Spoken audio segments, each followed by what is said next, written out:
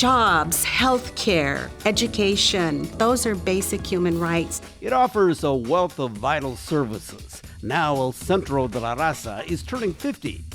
A new establishment honors baseball's forgotten glory in Seattle. Like, I'm getting emotional just thinking about it. But there's a bar dedicated to a team that was playing in the Negro Baseball League. After years of planning, mountain bike enthusiasts have a new place to ride.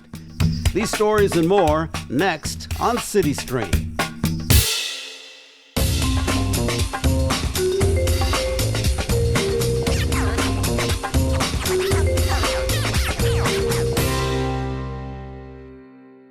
Hello, I'm Enrique Cerna, and welcome to CityStream from Discovery Park.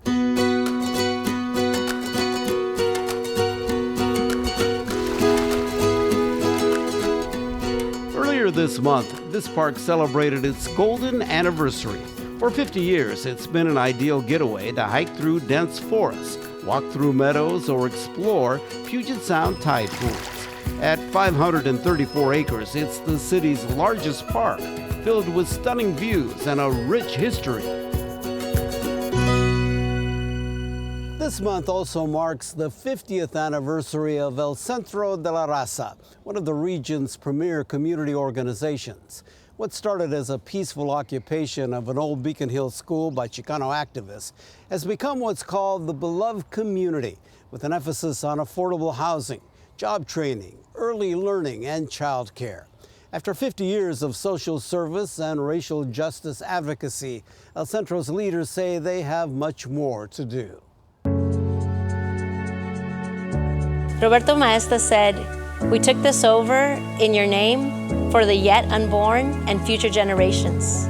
This is your home, and everyone is welcome." October 1972. Seattle is dealing with fallout from the Boeing bust, protests against the Vietnam War, and demands for equity and opportunity from communities of color.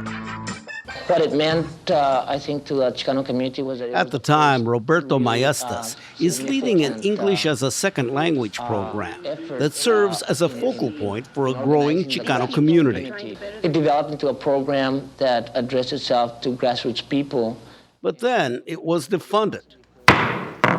Efforts to get the city to save the program and to provide a place for it to exist go nowhere. Maestas and other Chicano activists decide to take action.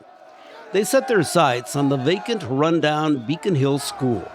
On October 11th, they show up, saying they want to take a look inside. All of these people started coming up the sidewalk, and the maintenance person saw that, and he turned to Roberto and gave him the key and said, "When you're done, lock up." And of course, we were never done. The occupation lasts 3 months. And they did it in a peaceful way without violence. I think the thing that makes it so successful is that the community came and supported them. A deal is finally reached. The building is leased to the activists for $1 a year. El Centro de la Raza, the center for people of all races, is born. The real work begins. Now we have this building. Now we have this opportunity. How are we going to move this forward? El Centro's leadership set out to implement Dr. Martin Luther King's philosophy of building a beloved community that stands for justice, opposes hate, aids those in need, and helps the community help themselves to succeed and thrive. It started off with education, right? Then it started off with finding resources for food and other things that our community needed. Childcare, preschool, and youth programs are created, along with efforts to aid families, seniors, immigrants, and the unhoused. Yeah, I get pretty emotional every time I talk about it. Board Chair Roxana Amaral knows firsthand how El Centro can change lives. When her family came to Seattle from Mexico, it was El Centro that helped them find their way in a new city and country. It's been an honor to not only be a recipient and also receive the care that we received as immigrant children, and then being able to build our skills and set our foundation to then help others thrive. As years became decades, El Centro stayed true to building a beloved community. This is more of a commitment, a way of life, a calling. That commitment and calling did not go unnoticed. El Centro's advocacy for social justice and economic opportunity made it a player in political circles. There was an audience there they could no longer ignore. And when people came together and spoke out together and voted together, it gets noticed. You also get noticed when you take on a $45 million capital project that creates Plaza Roberto Maestas with affordable housing, retail, office, event, and early childhood development space. I think it took their respect level up in some sectors in the nonprofit community. And people sat back and said, oh, look at that. Today, El Centro de la Raza provides 43 programs and services. This year, it will serve more than 22,000 people. Jobs, healthcare, education, housing, those are basic human rights. Amidst the pandemic, racial reckoning, and uncertain times, El Centro is planning for the future. It is developing projects to meet the growing need for low-income housing, childcare, and other services in Seattle's Columbia City neighborhood. And it's expanding in Federal Way and South King County, where Latinos now make up 56% of the population. El Centro just has demonstrated year after year, decade after decade, that they're in for the long haul, and they're committed. It is amazing that El Centro has lasted 50 years and now we're celebrating our 50th anniversary. And it just seems so natural that we'll be here for generations and generations to come. ¡Viva el Centro de la Raza!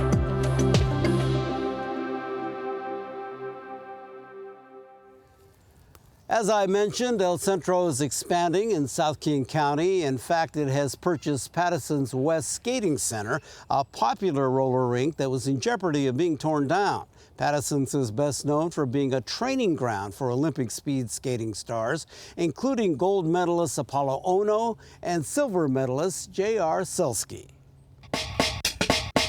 Just ahead on CityStream, they sparkled on the diamond. Now a new exhibit honors some of the city's long-forgotten baseball stars.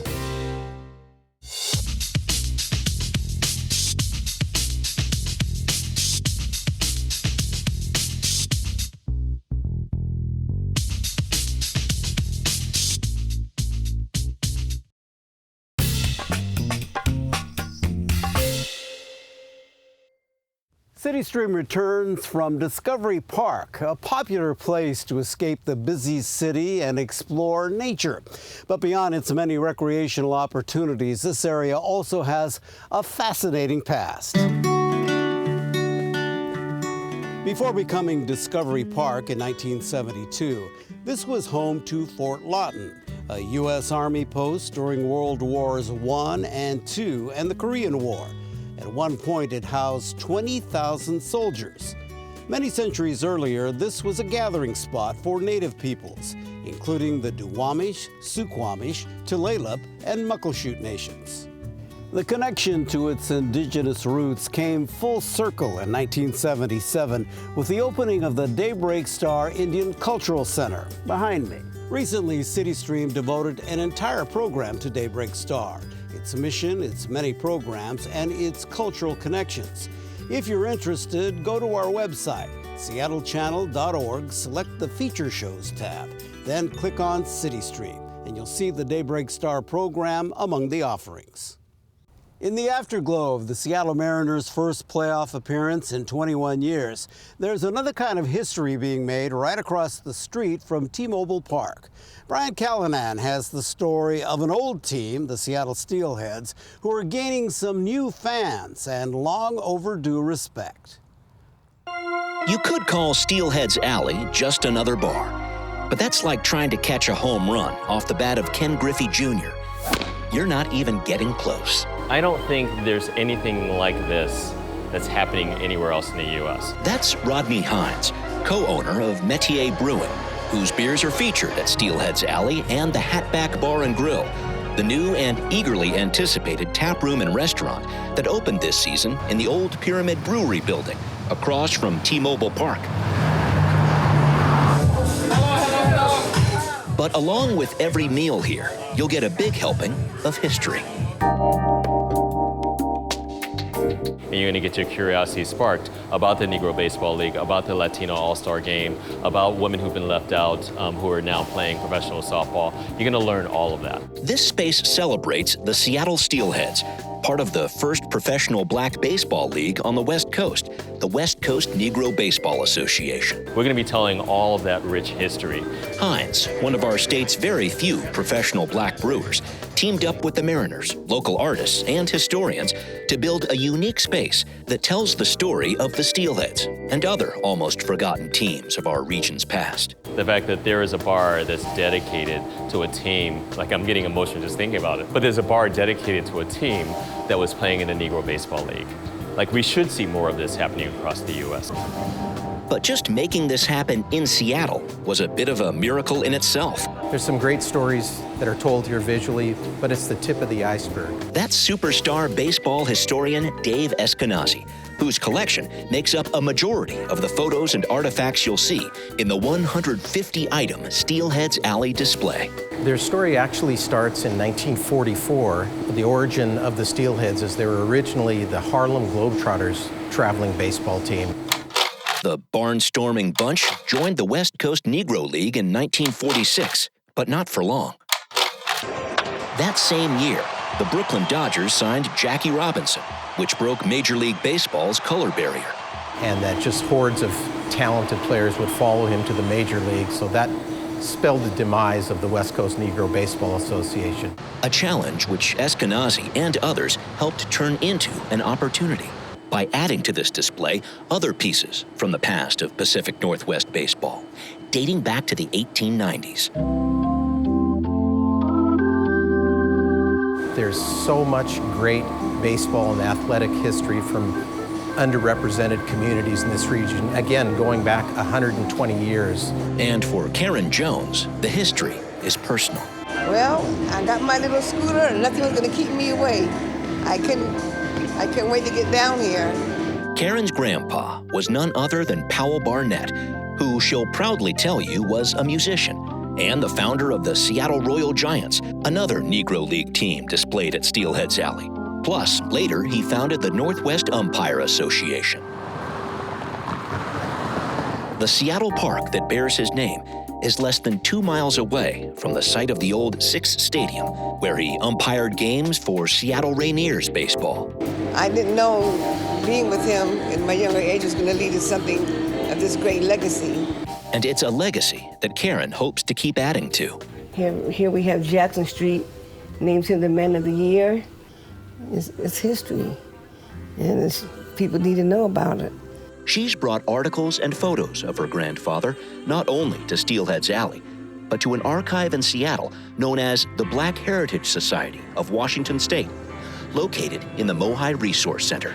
History does not repeat, but it rhymes. So it continues, it builds.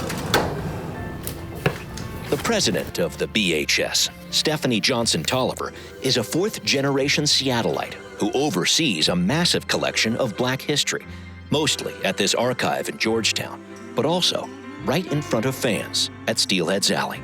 So that when they look into these photographs, they'll want to go a little bit deeper and find out more about the history of Black baseball. When you do, you'll see players who survived segregation and racism and fought for integration and acceptance on and off the field, challenges that represent a lot more than just a game. It's inclusive history. We're just a part of a broader and bigger history, a national history, not just a Washington State history, but it informs the nation. It's part of the Pacific Northwest's past that present-day Mariner fans are lining up to see. Because it extends beyond baseball. You know, it's the community, back to the community, which is what sports is really supposed to be about. Heroes of our national pastime, triumphing against the odds. Sound familiar? The pitch from Acevedo. A drive deep to right field. Down the line. The Mariners win this game 2-1. Steelheads Alley is here to add a few more highlights to make sure we never forget. I mean, I think it goes back to knowing history to give us guidance for the future. You know, if we're not collecting the history, who's going to do it? There's a lot of stories that they've started to tell in this space, and there's a lot more to come.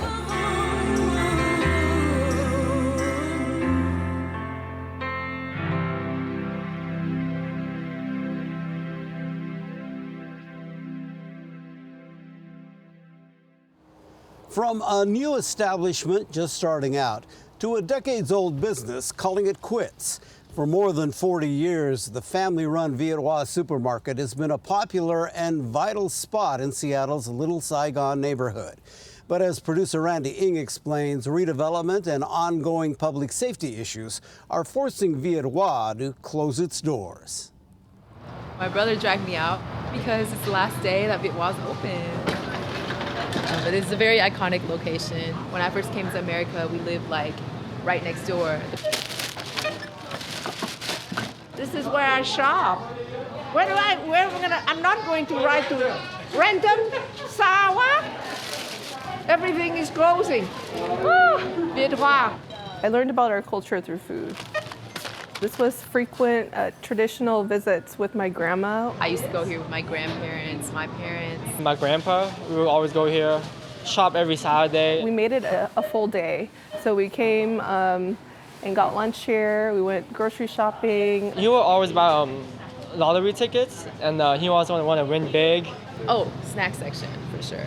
I would go crazy every time. My grandma had specific preferences and like really specific ingredients that you only find in grocery stores like this.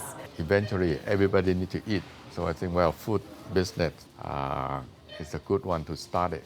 In the 80s, it's difficult to buy Vietnamese food. When I drove by and I see this one, so I come in and ask them if we can lease the space.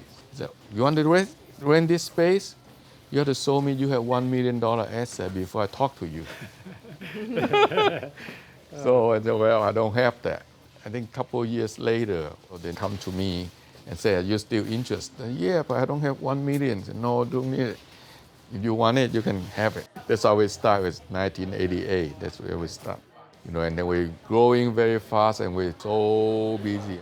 Come in every day and make sure the door is open. Everyday thing, you know, in the morning, sometimes it's overslept. Oh my God. You know? Like we started the business when everyone from Southeast Asia was new to this country and this area. So in a way, the community and the store have grown together and we've established ourselves together. We've been planning for this for several years. Like we knew it was coming.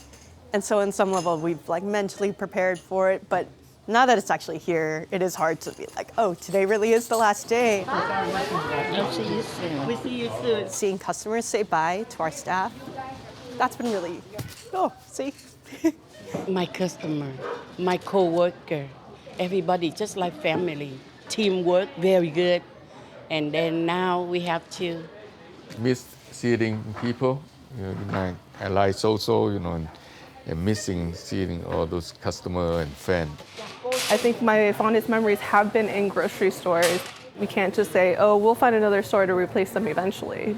You can't really replace businesses that have built relationships in community like this. Just say bye, yeah. Thank you for supporting us, yeah. It's been really touching to know that our business has affected people in this way. Because you think of a grocery store, it's like, it's just food, but food is so important to our lives. To be a place where people can go and feel at home and feel like they belong here. And to see things that they're familiar with and remind them of home or remind them of their past or their culture or their family. It's really powerful, I think. Okay, 7. Your time? Yeah, it's time now. I don't think this is ever gonna exist in the same way in this neighborhood again. After 40 years, that's been a pretty good run, but also feel ready to move on now. While Viet Hoa's location in Little Saigon is now closed, the family operates another store in Renton. Up next, after a decade of work, the wheels are finally turning on Beacon Hill. We'll explain as CityStream continues.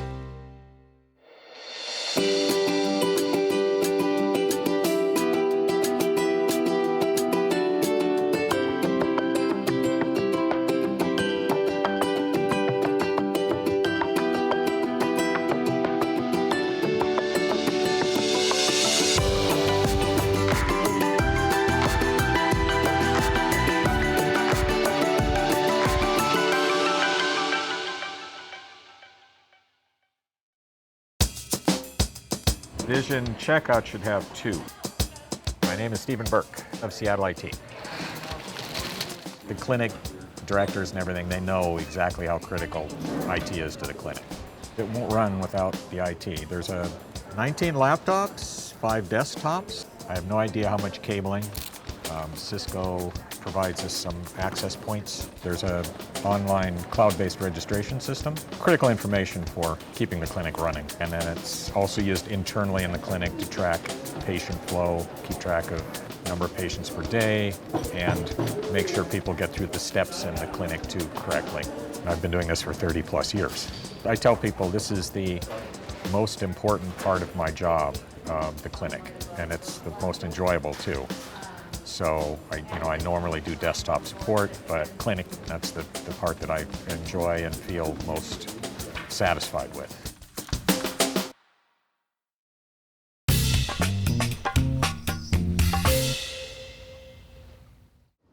Here in Discovery Park, there are many options to hike, roam, or ride a bike. Across town, a decade of planning and preparation is giving mountain bike enthusiasts an exciting new place to hit the trails on Beacon Hill. As producer Pete Kassem shows, the new Cheasty Greenspace project isn't just for riders, but pedestrians too. So we're in Cheasty Greenspace on Beacon Hill in Seattle. It's a 33 to 43 acre forest, depending on who you ask. We're working on restoration and trail building in here.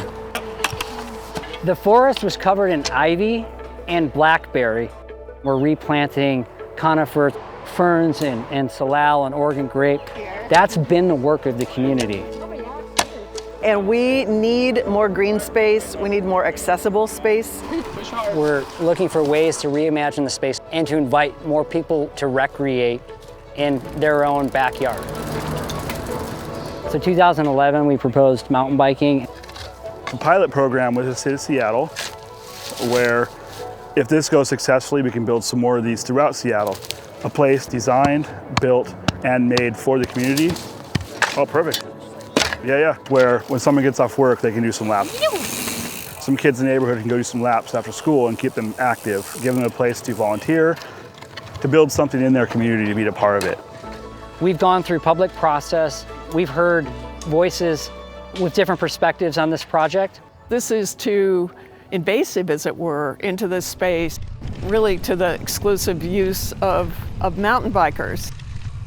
We have issues about safety, preserving the wetlands, and the impact on wildlife and other things. Green spaces should be lightly used, lightly traveled. Once you put a bunch of people or cut a bunch of trails or develop an area, it's not going to go back. What we do know is that restoration is needed here. We know that people need connection to nature to live a healthy lifestyle. And when you have a resource like a forest right here in the city, it makes sense to open it up and make it as accessible as possible. The first phase of trails that we're opening here are going to be 2 mountain bike trails, descent trails, that connect to a shared use trail to climb back up.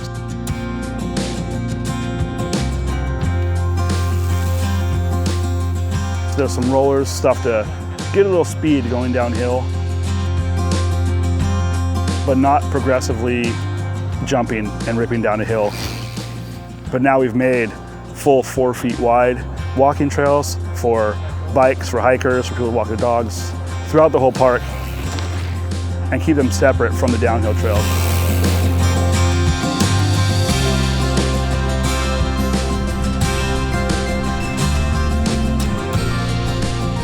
So one of the aims for these trails is to make it accessible to the most amount of riders. So we want people who have never mountain biked before, we want them to be able to come here and feel okay about riding these trails. What kind of stuff might be on a trail, do you think, that you'd want to lift your wheel over? Yes. Sticks. Sticks. What else? So if you can get kids stoked on bikes at a young age, that carries over into life. Yeah! We're going to be partnering with the Rainier Vista Boys and Girls Club to do some camps at the new Cheasty Hill Trails. It gives kids a great opportunity to find a new passion that is a little bit outside the realm of traditional athletics. All right, let's come over and talk about the ramp for a second. Into something that's positive, good for their health, being outdoors. We're gonna paddle, paddle, paddle, or do our best to stand up in our pouncing puma position. What's going to activate this space is youth programming. And it's more than just mountain biking, it's environmental stewardship, trail building, just getting students out in nature in their community and where they might not have access to this.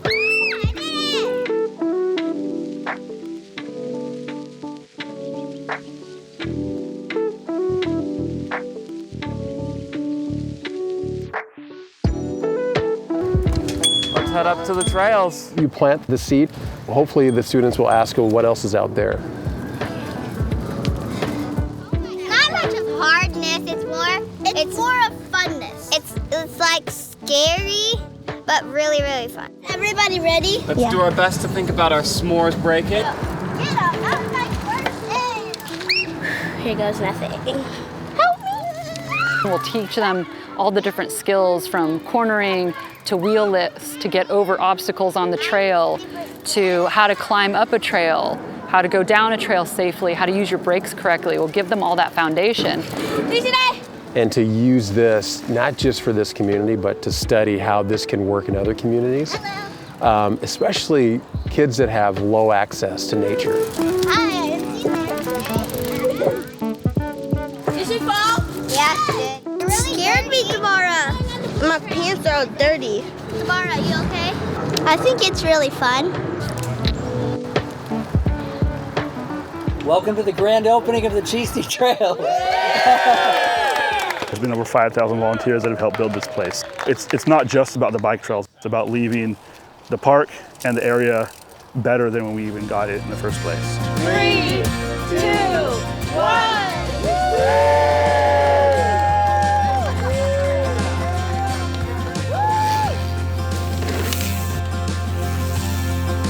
Because we all know that the way we preserve something is by using it. This trail is really going to encourage people to come in, see the space, use the space, and that's how you get people to commit to making it better and preserving it. Yeah! Our hope is that as these trails open, as more and more people use them and enjoy it, they'll really see that it's a positive thing for everyone.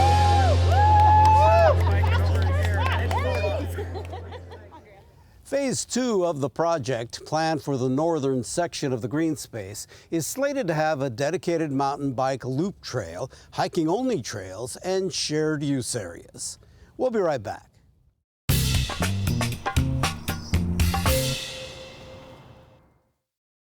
That wraps up this episode of CityStream from Discovery Park. If you'd like to watch more outstanding Seattle Channel programs, visit our website, seattle.gov, and click on Feature Shows. I'm Enrique Cerna. Thank you for watching.